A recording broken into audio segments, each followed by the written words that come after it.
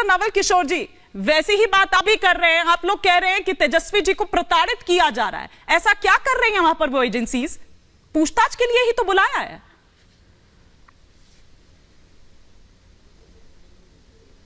नहीं हिमानी जी, बिल्कुल पूछताछ के लिए बुलाया है, उसमें कहा किसी को दो रहा है। लेकिन ये जो बंद केस को खोल के और एक ऐसे समय में जबकि उनको पता है कि उनकी राजनीतिक जमीन पूरी तरह से खिसक गई है, जिन राम जी के नाम पे पहले हिंदू मुसलमान को बांटते थे, तो जिनके साथ आप सरकार में बैठे हुए थे प्रोफेसर जी, एक ऐड ऑन कर लूं मैं, जिनके साथ आप अभी तक सरकार में बैठे हुए थे, उन्होंने ही ललन सिंह को कहा था कि जाइए आप प्रधानमंत्री के पास और इस केस को रीओपन करिए।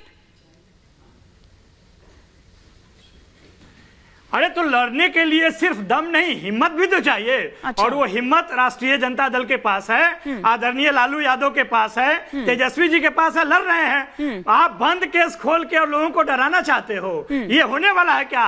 आपकी जमीन भी मर चुकी है और जमीन तो खिसक ही चुकी है, यही सच है। ये सरकार, आप कह रहे थे ना पुलिस क्या कर रही थी, पुलिस ही नहीं, ये सरकार ही निकम्मी है। अच्छा। ये नफरत फैलाती है, विभाजन करती है और ये दंगा राज स्थापित करना चाहती है। ये कई गुना आगे का चीज है जो कि भारतीय जनता पार्टी करने पे लगी हुई है। जो सरकार चल रही है उसको विखंडित करने का काम करती है। जो लोग उनके खिलाफ में बोलेंगे, जो उनके विपक्ष में राजनीतिक दल है, उनको लगातार डराने का प्रयास करती है। विप्लव जी, एक बड़ी खबर आ रही है, उससे पहले आप रिएक्शन दे दीजिए जो नवल किशोर जी यहाँ पर कह रहे हैं।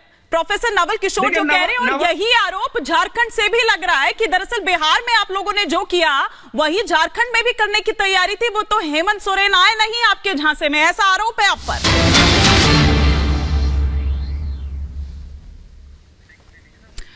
एक बड़ी खबर इस वक्त आ रही है, मैं आ रही हूं जयराम विप्लव जी। समाजवादी पार्टी ने लोकसभा के लिए 16 उम्मीदवारों के नामों का ऐलान कर दिया है। मैनपुरी से डिंपल यादव उम्मीदवार होंगी। INDIA में एक बड़ी फूट देखिए, क्या कहा जा रहा था और किस तरह से इसे लेकर भी खींचतान। एक यूपी ही बचा था जहां से क्लेश की खबरें अभी तक नहीं आ रही थी, अब वहां भी साफ हो गया है। बिना सीट समझौते के अखिलेश यादव ने टिकट का ऐलान कर दिया है और वो तमाम नाम भी सामने आ चुके हैं। वो नाम भी एक एक कर मैं आपको बता रही हूं कि संभल से शफीकुर रहमान बर्क का नाम घोषित किया गया है, फिरोजाबाद से अक्षय यादव, मैनपुरी से डिंपल यादव, एटा से देवेश शाक्य, बदायूं से धर्मेंद्र यादव, खीरी से उत्कर्ष वर्मा, धौरहरा से आनंद भदौरिया, उन्नाव से अनु टंडन, लखनऊ से रविदास मेहरोत्रा। अभी और ये लंबी है लिस्ट आगे। फर्रुखाबाद की अगर बात करूं तो यहां से डॉक्टर नवल किशोर वो दूसरे वाले नहीं है, आरजेडी वाले नहीं। इधर शाक्य अकबरपुर से राजा रामपाल को। एक क्विक रिएक्शन पहले तो मैं दुष्यंत नागर जी आपसे चाहूंगी, ये क्या हो रहा है? कुल ये वही सीटें हैं जो समाजवादी पार्टी के कोटे की हैं। और अच्छा। मुझे लगता है कि लखनऊ को छोड़ के पिछली लोकसभा में सभी सीटों पे या तो समाजवादी पार्टी के जीते हुए प्रत्याशी हैं, अदरवाइज वो नंबर 2 के हैं। तो इसमें कोई, मुझे नहीं लगता किसी तरह का कोई विवाद है। ये सहमति से ही डिक्लेयर हुआ होगा। कांग्रेस पार्टी या इंडिया अलायंस के जो लोग हैं सीटों को डिसाइड कर रहे हैं, उनकी सहमति के बाद ये हुआ। बात पे चर्चा करके प्रेस को बुलाने वाले बिना प्रेस के कैसे ही डिक्लेयर कर सकते हैं? ये तो पक्का ये समाजवादी पार्टी ने गुपचुप काम कर लिया।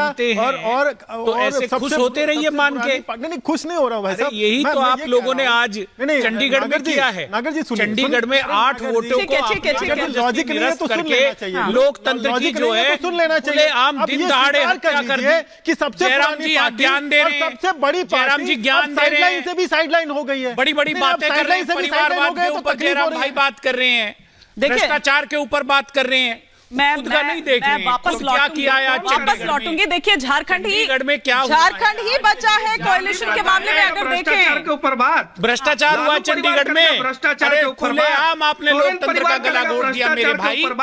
शरद पवार करेंगे भ्रष्टाचार के ऊपर बात, इतना लोलुपता, ममता बनर्जी करेंगे भैया सत्ता के लिए इतनी लोलुपता, परिवारवाद के नियम नीति सिद्धांत बूथ लूट लिया। लोग तो कह रहे थे ईवीएम लूट रहे हैं, आप तो बूथ लूटने लगे। Are you professor Naval Kishore, एक क्विक रिएक्शन मैं प्रेम जी का भी लूंगी। हाँ देखिए, मैं स्पष्ट तौर पे नवल किशोर जी से भी जानना चाहता हूं कि वो विधि तो बताएं तेजस्वी यादव जिसमें 1.5 साल के भीतर करोड़पति बन गए। उसको बिहार के युवा भी जानना चाहते हैं।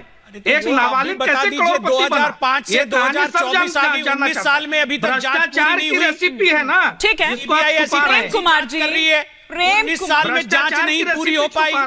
19 साल हो गए जयराम जी। प्रेम कुमार जी, जो बात दुष्यंत जी यहाँ पर कह रहे हैं उसी सवाल को मैं उठाऊंगी। एक सेकंड जयराम विप्लव जी, आ रही हूँ। एक रिएक्शन प्रेम कुमार जी से भी हो जाए। उनका एक भी ओपनिंग कमेंट नहीं हो पाया है। सुनिए ना नागर जी, एक भी ओपनिंग कमेंट नहीं हो पाया। आप ही का सवाल उठा रही हूं। जिस ओर इशारा कर रहे हैं दुष्यंत नागर जी, क्या वाकई एक पॉलिटिकल टूल बतौर इसको इस्तेमाल किया जा रहा है? जिस तरह से आरोप लगते रहे हैं सरकार पर कि जब जब अपनी सहूलियत के हिसाब से, अपनी सियासत के हिसाब से जब जैसा उसको सूट करता है वो उस मुद्दे को आगे कर देती है। क्या वाकई आपको भी इसी तरह से दिख रहे हैं ये मामले? इमानी जी, मुझे तो नजर आता है कि ईडी जिसको 3 बार एक्सटेंशन दे रही थी सरकार, 2018 में मिश्रा जी आए थे, 20 तक रहे, 21 में एक्सटेंशन, 22 में एक्सटेंशन, 23 तक एक्सटेंशन, तो आखिरकार सुप्रीम कोर्ट को रोकना पड़ा। भाई कितना गैर कानूनी करोगे? तो जिस ईडी को एक्सटेंशन दर एक्सटेंशन दिया गया, ईडी का इससे बड़ा प्रमाण क्या हो सकता है दुरुपयोग का? सुप्रीम कोर्ट को रोकना पड़ा। अब उस ईडी के प्रति विश्वसनीयता खत्म है। अभी हमारे साथी कह रहे थे कि ईडी को अरेस्ट करने का राइट नहीं है। मैं आपको बताता हूं कि ईडी को अरेस्ट करने का राइट है। सुप्रीम कोर्ट ने डिफाइंड किया है। कंप्लीट करने देते। Section 19 of the PMLA 2002 allows authorized ED officials to arrest persons based on material in their possession। और वो मनी लॉन्ड्रिंग के केस में है। नहीं, आप देखिए ना क्यों उस तरह से समझ लीजिए ना, मनी लॉन्ड्रिंग के बिना तो इंटरवेंशन ही नहीं होता, बेसिक भी नहीं पता। सुनिए पहले सुनिए, मनी लॉन्ड्रिंग के बिना तो ईडी का इंटरवेंशन भी नहीं होता है। सीबीआई या दूसरी एजेंसियां देखेंगी तो उनके पास राइट है। दूसरी बात क्या है कि जितने भी विपक्ष के नेताओं का पर एक्शन हुआ है, लेस देन 1% इनका कन्विक्शन रेट है। यानी विपक्ष के नेताओं को सिर्फ और सिर्फ समन दे के, बुला के, प्रेशर करके बदनाम करने के लिए इसी रूप में इसका इस्तेमाल किया जा रहा है। देखिए, स्वायत्ता की बात प्रदीप जी नहीं, एक स्वायत्ता की बात जब वो कर रहे हैं तो मैं कोट करना चाहूंगी मीनाक्षी लेखी जी, जो संसद में कहती हैं कि चुपचाप रहो वरना ईडी भेज दी जाएगी। बिल्कुल, वो तो सदन में कह रही है, ये बात संसद में कह रही है, तो फिर स्वायत्ता की बात अगर की जाए तो सवालिया निशान तो उठेंगे ना। क्विक रिएक्शन, फिर मैं खत्री जी का रुख करूंगी।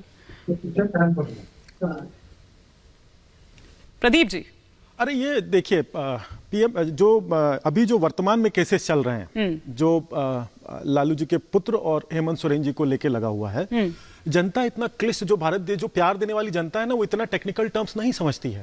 अगर आप सच हैं तो सीधे आइए सामने, क्या प्रॉब्लम थी? ये तो समझती है कि चुप रहो नहीं तो ईडी पहुंच जाएगी। ये तो समझती है जनता। नहीं तो आते हैं सामने, कभी सत्ता पक्ष को देखा आते, शुरुआत में कभी बीजेपी ने ईडी का वेलकम किया हो, उनके घर गई हो। नरेंद्र सिंह तोमर के बेटे के बारे में खुलेआम बुला रही थी ईडी, आराम से करोड़ों रुपया उन्होंने लिया। कनाडा से बैठा हुआ आदमी बोल रहा हो हम सबूत देंगे, ने आज तक उनको केंद्र सरकार बैठी रही, बीजेपी बैठी रही, जवाब नहीं दिया। नरेंद्र सिंह तोमर का बेटा सरेआम हजारों करोड़ रुपए ले रहा है और उसके बाद उस पर न ईडी जाती है, बीजेपी नेता के घर पक्ष नहीं, हमेशा कोई नहीं गया।